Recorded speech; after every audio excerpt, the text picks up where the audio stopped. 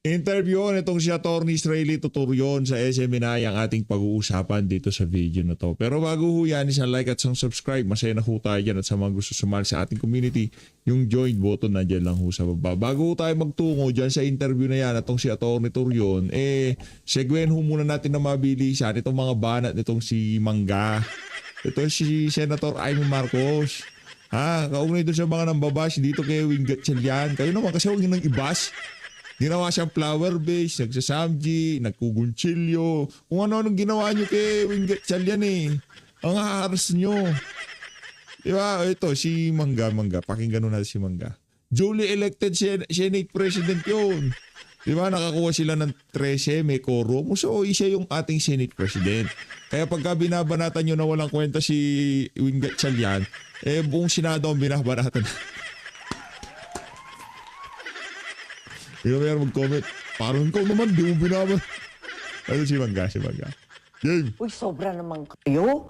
Inaapi naman ninyo masyado si Sherwin. Api talaga, pambiro. Api talaga. Anak ng tokwa. Siya ganda ng mga perks sa pagiging Senate President kahit na nakatanga lang yun dun. Basta nasa nakakabit ang pangalan niya dyan sa Senate President, okay lang dyan sa ano na yan, dyan sa mama na yan. Senate President namin yan. Yan. Kaya lang, yan na nga yung sinasabi ko, nakakatawa tuloy yung itsura niya. Kasi bakit dalawa sila doon sa itaas? Alam naman natin, dati talagang ganon. Nung impeachment ni Presidente Erap, dalawa sila. Kasi nasa konstitusyon natin, kapag Pangulo, dapat, syempre, yung Chief Justice ang nakaupo, kasabay yung Senate President. Eto nga, nakakatawa tignan, kasi dalawa sila. Kung sana, walang papel si Sherwin na aming Senate President, bakit si Chispa ang pinili? Yun na nga ang mahirap Kaya nga pinag-uusapan nga namin, natalo kami sa boto. Ang sa akin naman, kung napakaliwanag sa konstitusyon at napakaliwanag yung debate ni Christian Monsod, ni Chief Justice Davide, ang liwanag sa debate nila, hindi na kailangan ilagay na Senate President ang uupong presiding kasi klaro naman, ang tanging exception lang kapag Pangulo, kaya Chief Justice. Yun lang naman ang liwaliwanag. Bakit pinagdedebatehan pa? There's nothing to interpret. It's very clear. Ayan, napunta pa sa alanganin ng pobreng Sherwin. Pambihira naman.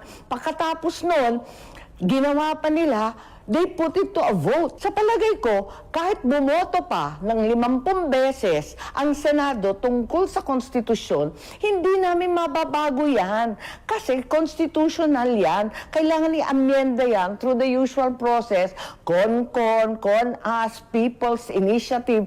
Yun lang ang proseso. Hindi simpleng boto ng majority ng Senado makakapagpalit ng konstitusyon. Naku, yan ang nga sinasabi ko. Nag-umpisa sa mali, lahat ng susunod, mali-mali na.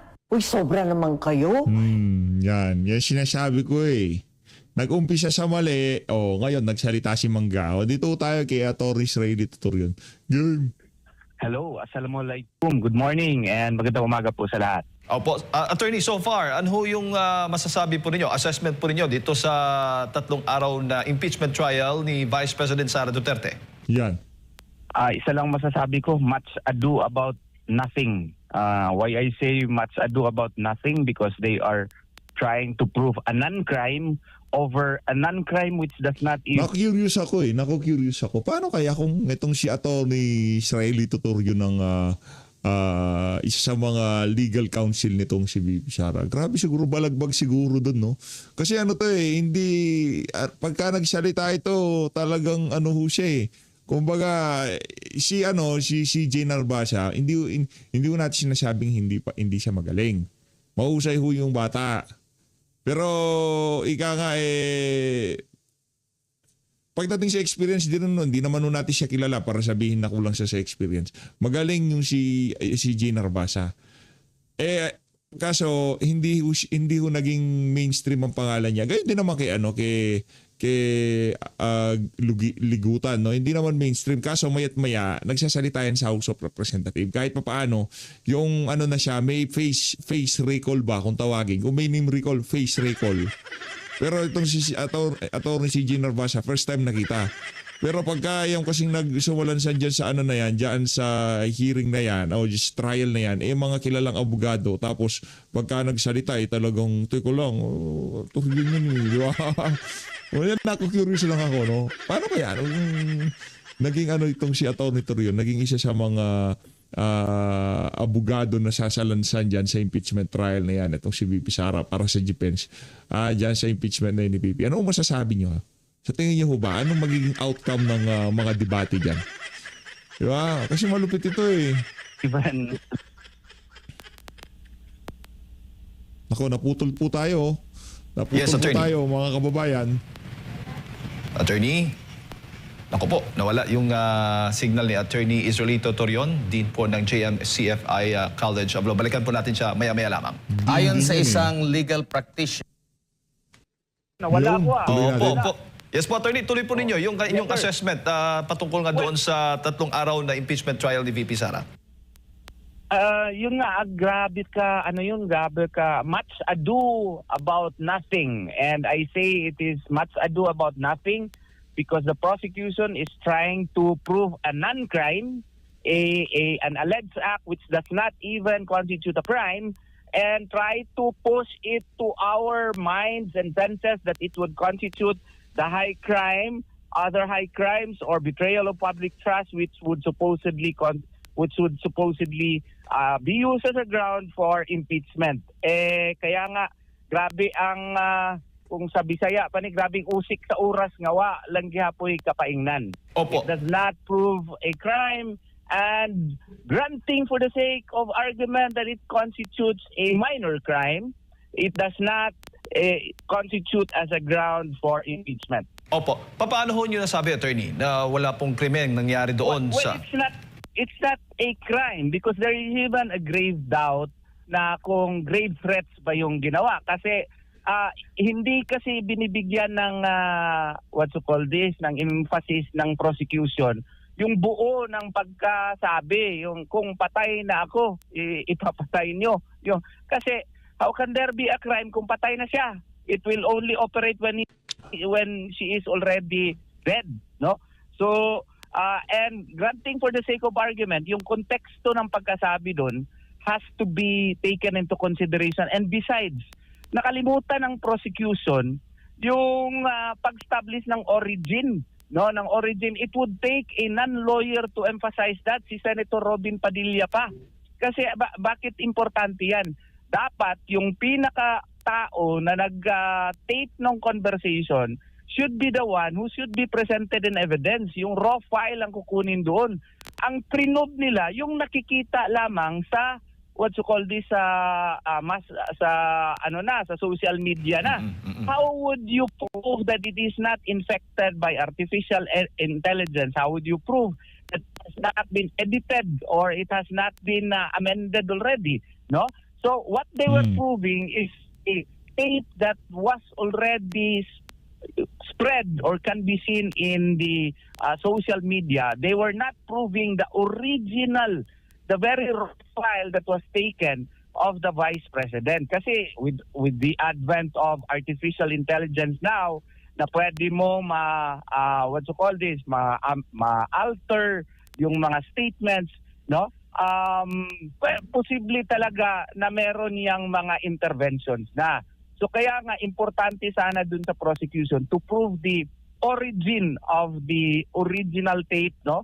Kung sino yung kumuha talaga nung tape recording, and show the chain of custody, how it was preserved, and then how it was presented in court. Yun ata ang nakakalimutan ng prosecution. Inassume nila na kung ma-prove nila yung kikita sa social media, ayun na yun. Maling-mali yun. If you want to prove a video recording in a court trial, such as an impeachment court, you are supposed to determine who actually took the original video recording and try to prove that it was the raw file such that it was never altered nor amended, nor any interventions have been undertaken prior to the presentation in the actual court. Yun Wala- ata ang nakakalimutan dito. Opo. Oo. At sinasabi, attorney, wala bang exemption daw? Baga, sinasabi nitong testigo na ito ni NBI agent John Mark Calilong na it is publicly available. Kaya nga you know, it proves the weakness of the case of the prosecution. Just because it is publicly available does not mean that you have already proven the authenticity of the videotape. You may have proven the authenticity of the publicly available tape, but you do not prove the actual interview that was done via Vice President Sara Duterte. Yung tao na yung tao na nag-interview sa kanya, yun sana i-present mo, or any person na present doon sa interview in the actual interview. Yun ang pinaka-importante sa tingin ko doon. Opo. At tama rin hubang itong testigo na magsalita na doon sa pagiging sinasabi kasing hindi po siya AI altered o baga hindi po siya ginawa through AI dahil mahigit 2 oras po hindi po kaya daw ng AI. Ganun ng video gagawin, attorney. Well, that is his opinion pero kung i-analyze mo 2 weeks lang ata yung training niya. Yes. How can he certify that? His expertise on the matter has not been established. May mga AI nga tayong nakikita na movies na Movies na, correct. Tag-3 oras Yan salida na sini. O yung pinapalabas na nasa AI lahat. So I don't think that is a correct statement because AI now is capable of almost anything. Opo. Kaya nga naman ay napatanong si Senator Robin Padilla doon sa kanyang credentials, attorney. At alam mo, Yes. marami po mga bashers na pinagtatawanan po si Senator Robin Padilla. Bakit daw ganun po yung kanyang paglilinaw, pagtatanong doon sa testigo. Sa korte ho ba? Pagdating sa mga bashers, okay nang nagsasalita kaysa nakatanga kagaya nitong si Lito Lapid. Oh. Diba, at least kahit pa paano, diba, mas may sense po yung tinatanong noong hindi abogado, doon sa mga abogado na aso ni Marcos Jr. Kesa doon sa ika nga binabayaran natin dyan para umupo at nakatanga lang pag inabutan ng gutom, aakit sa taas. Madalas katanggap-tanggap ho ba kung ganito yung magiging credentials ng isang testigo? Lalo 2 weeks lamang po ang kanyang expertise o baga experience pagdating po sa pag-authenticize ng photo at video. Well, yung yung kung nangyayari yan sa korte, yung defense counsel would normally and almost always question his expertise and capacity to testify on those issues, on those matters. Kasi nga po, I don't think a 2 weeks training would make you eligible or competent to testify on matters which would require years to study.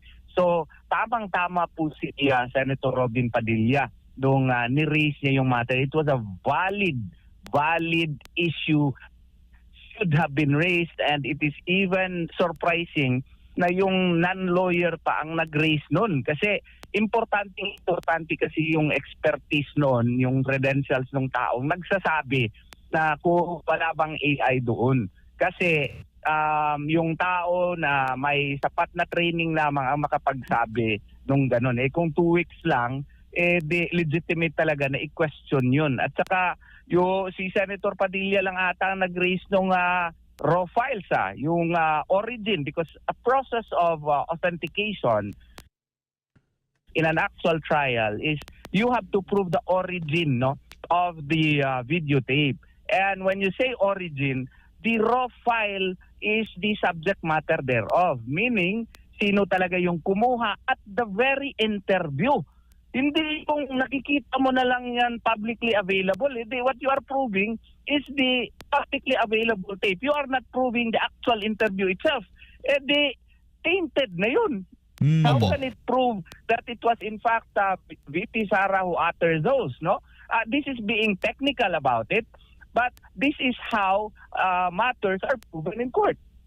Opo. Dahil ito'y impeachment, Senate Impeachment Court, attorney, at kakaiba nga daw itong korte na ito dahil may halong political. Sa tingin po ninyo, ano bang na-hit ho ba yung target ng prosecution na gamit itong testigo nila laban po kay Vice President Sara Duterte? Klaruhin lamang natin yung mga palusot na the process is also political. When the procedure in proving the grounds for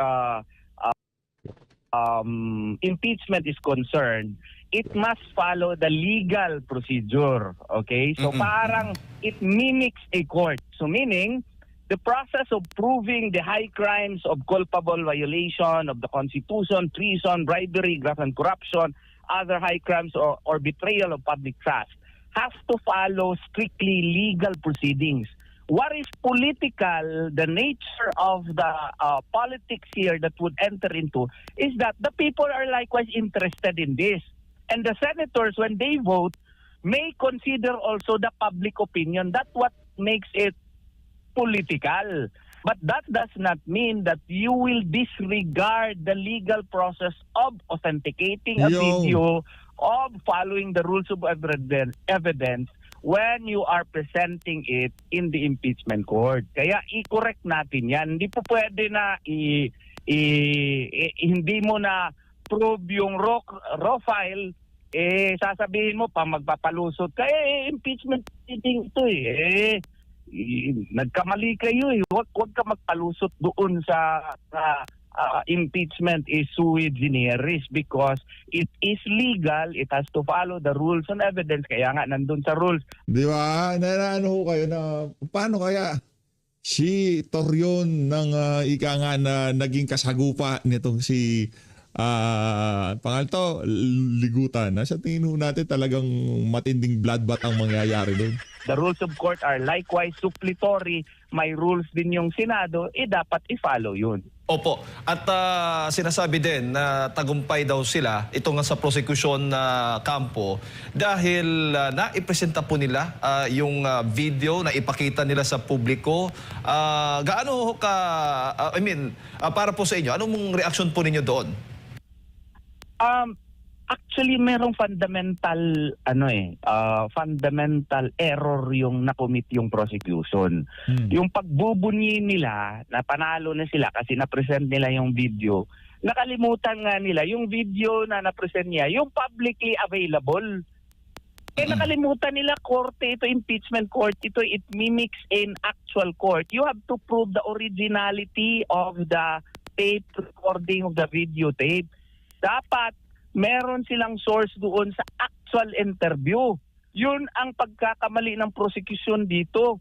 Bakit nila, na hindi man lang sila nag-effort na magtanong sino ang nag-interview talaga on the day itself of the interview kay VP Sara Duterte. Saan yung raw file na yun para masigurado tayo na yung sinasabi dito sa publicly available na videotape ay yun talaga yun.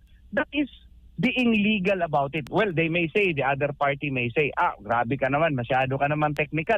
Ito, yan ang burden ng prosecution Kung mang-aakusa ka, you have to follow the rules. Kung hindi mo nagawa yun, huwag ka magpalusot na magsabi ka na political din yung proceeding. Political when it comes to voting, when the senators have to consider also the public pulse when they render their decision on the matter. But the procedure is strictly legal, kaya nga may rules of impeachment at supplementary din yung rules of court. Opo. Normal ho ba sa korte na magbibigay po ng kanilang mga manifestation, mga opening statements tungkol po sa kaso, sa prosecution at sa depensa, attorney? Hindi. That only applies in a jury system, in America.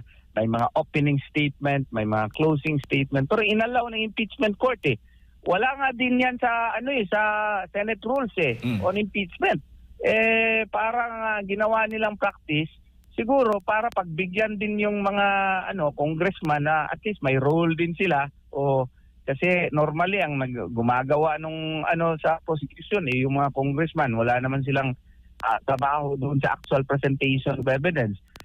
But that should not have been allowed because it would put a color to the actual evidence, no?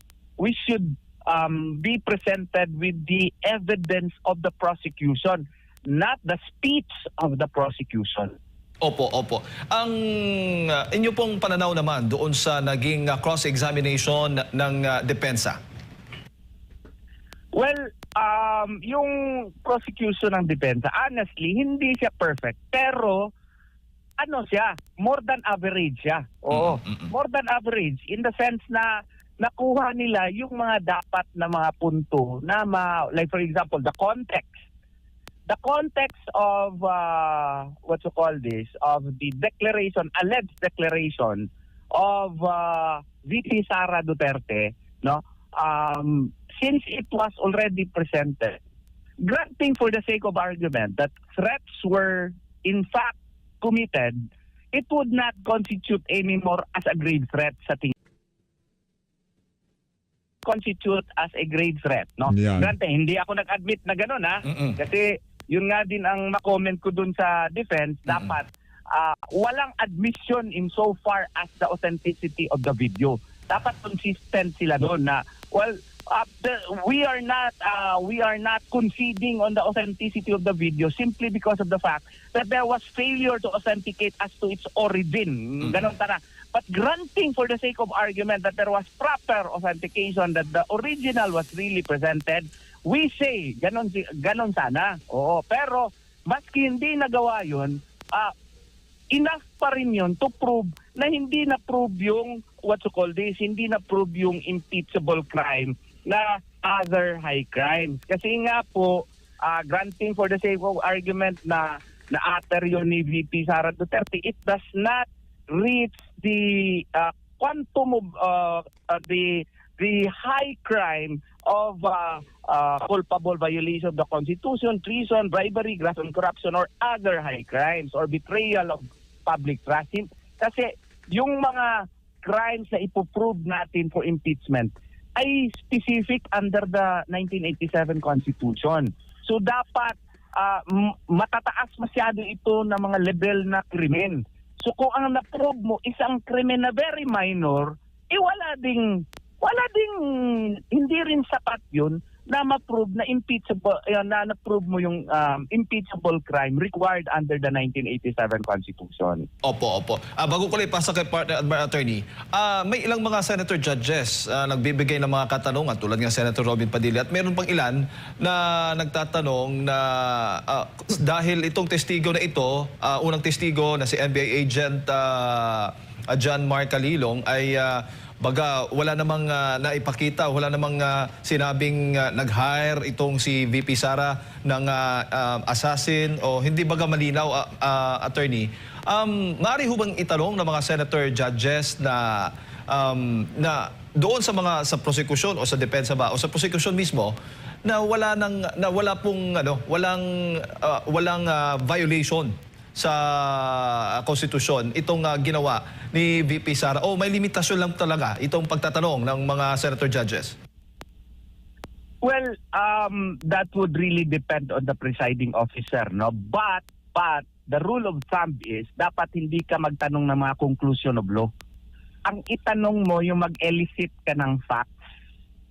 Facts ang kukunin mo, hindi conclusion of law. Like for example, yung tanong na binabasi si kapatid Robin Padilla, pero ang galing nung tanong The question about the raw file, that is a question that would try to elicit fact and that is valid. Pero kung magtanong ka na, paano ito makakonstitute na other high crimes or betrayal of public trust? Ayun, asking for a conclusion. How can an NBI agent say that the utterance of the Vice President would constitute betrayal of public trust or other high crimes? That would be ultimately requiring a person to draw a conclusion of law which is not allowed in ordinary rules of evidence, much more in a rule in an impeachment proceeding. Yun lang po. i-determine mo kung ang senador ay nagtatanong drawing a question of fact or if it is drawing a question of law. Kung question requiring a fact, ayun, valid yun. Pero kung ang question requiring a conclusion of law, objectionable yun, hindi proper yun. Attorney Mayong Buntag, assalamualaikum. Waalaikumsalam. Yung sinasabi pong mga technical na pamamaraan sa pagdetermina sa authenticity ng video, sinasabi nyo nga po dapat sundin. Pero ang mga senator judge po, na-appreciate ba itong mga ganito? May patakaran po ba? Obligado sila na talagang sumunod dito sa mga ganitong pamamaraan? Kasi alam naman po natin, napaka-konti po ng mga abogado ng mga sa mga senator judges. Yes, dapat magkaroon sila ng crash course kasi parte yun sa kanilang tao. As a senator, you are mandated, no, supposedly not only personally but morally. Nagpa-elect ka na maging aralan mo 'yan. Oo. So, dapat alamin mo yung process of authentication, the requirement that the witness should trace the origin of a certain evidence, the chain of custody, and the way it is presented, and the how it was presented in court. No, all of these matters should be known by you. Kaya nga kinwestiyon ko rin yung pag-appoint ng presiding officer Kasi under the 1987 Constitution, Article 11, Section 3, Paragraph 6, it is necessarily implied therefrom na kung other officers, no, other than the President, dapat Senate President yung mag-preside. Bakit sila nag-elect ng Senate President na hindi pala, bakit sila nagpili pa ng presiding officer na iba na nag-elect na sila ng Senate President? They should have known that. 1987 pa itong Constitution na ito Pang-ilan na ito na impeachment process Senators should be should have the decency as well as the morality to know the rules because they had themselves elected Part na yun, consequence na yun sa desisyon nila na tumakbo pagka-senator. Opo, iugnay natin po doon naman sa inyo pong inihain na petisyon sa Korte Suprema. Para sa kaalaman ng ating mga kababayan, ano po yung mga prayers niyo po doon, attorney? Yan. Yung iba kasi Na-curious ako sinasaway dyan. tayo kasi ito na naman, panggulo naman. Hindi po ito panggulo. Kasi nga po, yung impeachment proceeding, impeachment complaint na final ni against kay VP Sara Duterte, depektibo na masyado, di ba? Ang dami na ng rason nun. It violated the rights of VP Sara Duterte. It did not contain ultimate facts. Yung mga ebidensya ay wala nga naka-attach doon sa impeachment complaint at saka patong-patong na kamalian. Kaya nga nag-file tayo ng petition for certiorari para mapadismiss yun. Dagdag ng kamalian. Ngayon pa, nag-appoint sila ng presiding officer na grabe ito sulto kay Senator Wing Gatchalian. Yun na nga sinasabi ko, insulto yan kay Senwin. Ako, hindi siya pag-ano ayaw kong napapayaya si Senwin. Ayaw na napapayaya. Article 11, Section 3, Paragraph 6, it should be it is necessarily implied therefrom that it should be the Senate President who would preside kung ang presidente ang inihahadla ng impeachment complaint. Tapos, ang proseso pa nito ay hindi rin tama kasi yung Rule 2 ng Senate Rules na nagsasaad kung pag-amenda nila doon sa rules ay wala pang quorum. Only 12 out of 24 senators were present on June 3 of 2026 when they amended Rule 2 of the Senate Rules. At saka, violation din yun under Section 136 of Rule 51 of the Senate Rules. Ano yun? Ano yung rule na yun? Dapat kung mag-amenda ka ng Senate Rules, ay dapat ipresenta mo ito 1 day before it is going to be considered by the Senate. Hindi nila sinunod yun. Saka, kung mag-amenda ka ng rules on impeachment, dapat you should have it amended at the time when the Senate is acting as an impeachment court, not as an ordinary Senate doing legislative works. Kaya nga, nagsampa tayo ng motion doon sa Korte Suprema kasi supervening event ito, kadagdagan na naman na mali ito. Ang takot kasi natin, kunyari, kung si VP Sara ay ma-acquit, hindi ma-prove, hindi sila makaabot ng 16 votes, may magpetisyon na naman sa Korte Suprema, mag-file na naman next year dahil sa void ab initio yung proceedings na ginawa nila kasi hindi Senate President yung mag-preside. Mayroon na naman tayong impeachment proceeding next year. Ang laki ng gastos natin dyan, more than 25 million per day. Ang tao ay na-divide na masyado.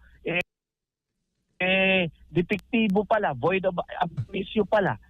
Kaya, i-final natin doon sa Korte Suprema yung motion natin. Opo, attorney, sakali man po nakatigan kayo, kabilang din po ba sa maapektuhan yung naging pag-preside niya? Halimbawa, illegal o unconstitutional yung kanilang naging botohan doon sa pag-amyenda noong batas, no, na nung impeachment rules nila, dahil kung di ako nagkakamali, 12 lang ata yung bumoto doon. Yes. Meron pang pag-question si Senador Alan Peter Cayetano na wala yung 1 day na notification bago ang mismong pagtalakay. Lahat ba ng mga na-approve nila ng mga journal, lahat ba ng mga nangyari sa unang 3 araw ay magiging void? Yes, infected na yun. Infected yun. Kasi ang Senate, I must admit that he seemed or he looked fair in the proceedings. But just because it seemed to be fair does not mean that it is already valid. Kasi yung presiding officer po has ample powers, wide powers. He can rule on materiality, he can rule on admissibility, he can rule on relevancy, he can even order the Sergeant at Arms of the Senate to enforce the rules or decisions of the Senate. Lahat po yun, yung mga ruling niya, yung proceedings, ay pwede pong questionin. Kaya nga, gusto natin, okay, kung ano man, yung aming petisyon, pending pa man ngayon, kinukonsider pa man ng Senado, itong presiding officer, void talaga ito, dapat i-correct ito para mapatama natin ang procedure. If there should be a trial, we are not conceding that the trial is valid, but granting for the sake of argument na kailangan yan i-proceed, dapat tama yung proseso para hindi ito ma-infect ng voidness. Kaya nga, i-final natin ito because any and all proceedings that are conducted by an illegal presiding officer, unconstitutional presiding officer, can be questioned because the proceedings are void. Doon po sa unang 3 araw po, nabanggit nga siguro sa unang araw ata yun ng impeachment trial, mismo ng hinalal na presiding officer, Senador Chis Escudero, na 16 yung susundin nila para ma-convict, itong si VP Sara, ang sinasakdal po. The next day, nagkaroon ng clarification si Senator Judge Ping Lacson. Kina-clarify niya kung ito ba ay legal opinion lang or mismong desisyon ng impeachment court at kinumpirma nga ni Senator Chis na ito ay desisyon ng impeachment court at inaprubahan na rin nila yung mga nakalipas na mga journal. Sa tingin niyo po, along the way dito sa impeachment trial, ito na yung magiging batayan. Hindi na, kasi dahil maraming naglalabas ng mga issue na pwedeng ibaba, pwedeng mabawasan yung bilang. Yet, etong pag-question nyo po na doon baka maka-apekto rin doon sa naging desisyon niya. Attorney, kabilang din po ba doon sa hiningin yung prayer, yung paglilinaw sa kung ilan yung boto na dapat yung threshold mismo? Well, honestly, hindi. Hindi yun. Kasi at the time when we filed it in the Supreme Court, hindi pa issue yun eh. Hindi pa siya issue. And besides, actually, with the pronouncement of the presiding officer, na of course we are questioning his appointment. But then again, the fact na sabi niya yun at parang may implied concurrence ng mga senador kasi walang nag-question eh. Wala man lang nag-file ng MR, verbal or otherwise. Belated pa yung pag-raise ng issue. So, bound na sila yun. Tsaka besides, this is not the first impeachment complaint that happened in the Republic of the Philippines under the 1987 Constitution. Yeah. Yung mga issue na yan, naging issue din yan nung panahon nung nakaraang mga impeachment trial. So I don't think that would be an issue. And besides, that is very clear under Article 11, Section 3, Paragraph 6, last sentence, that no person shall be convicted without the concurrence of 2/3 of all the members of the Senate. Klarong-klaro po yan. And I think yung mga ano na lang talaga, yung mga intellectually dishonest sa tingin ko, ang nag-i-insist na ibahin yung punto ng konstitusyon po dito. Huli na lamang po na topic, attorney, yung na-raise din, no? Pinalutang din ni ni Senator Judge Alan Peter Cayetano, yung posibilidad na makadalo sa pagdinig ang dalawang senador na nahawak ngayon ng otoridad o nakakulong. Kasi nga, yung mga witnesses nga, mga resource person na ginagamit or nakasama sa mga investigasyon sa Senado, sa Kamara, na nakabilanggo, pinapayagan nga. How much more itong mga senador po, attorney, sa pagkakaalam natin, hindi naman nawala yung kanilang pagiging miyembro ng Senado. Oo nga. Well, they remain members of the Senate, no? And I would just like to appeal to the good senses of the senators, no, na in the past meron namang nangyari na ganito. On July 25 of 2007, yung Senate noon issued a resolution expressing the sense of the Senate that Senator Antonio Trillanes IV be allowed to participate in the session. Tapos in November 2008, no, a majority of senators, 14 out of 23, filed Resolution 765 amending the rules of the Senate by incorporating a rule to allow senators to participate in Senate sessions. Nangyari na yan. And not only that, the Senate also adopted Resolution number 373, May 4 of 2020, when they allowed via a resolution Senator De Lima to participate in via video conference, teleconference. Though it may be argued na hindi ito na fully implement itong mga resolutions na ito, but it proves na pwede itong gawain. Depende ito sa mga senador. So, sana gagawin nila ito kasi a senator can only cease to be a senator when he is dead, when he is fully incapacitated. Hindi naman eh. The Senator Estrada, Senator De La Rosa, Senator Marcoleta are still senators and they're entitled to presumption of innocence.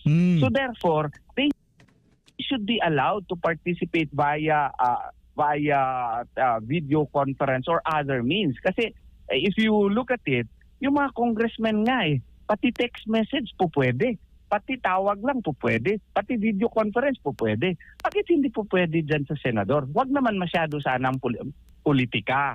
Kasi ang nakasalalay po dito ay interest po ng ating bansa.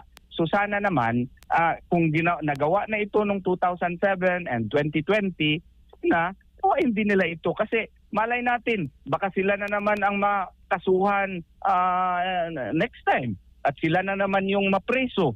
O, di ba? Baka magyayari yan. Baka may magkakarma niyan. Tapos hindi naman sila aalaw. Tapos bigla sa kanila applicable yung presumption of innocence.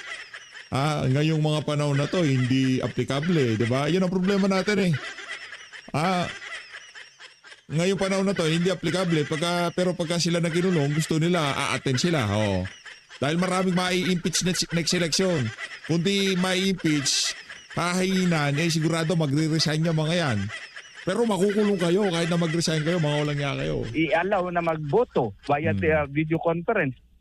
Ang karma, nangyayari yan. So, sana, we would like mabilis to invoke the good sense of the senators to pass a similar resolutions which the Senate did in 2007, 2008, and 2020.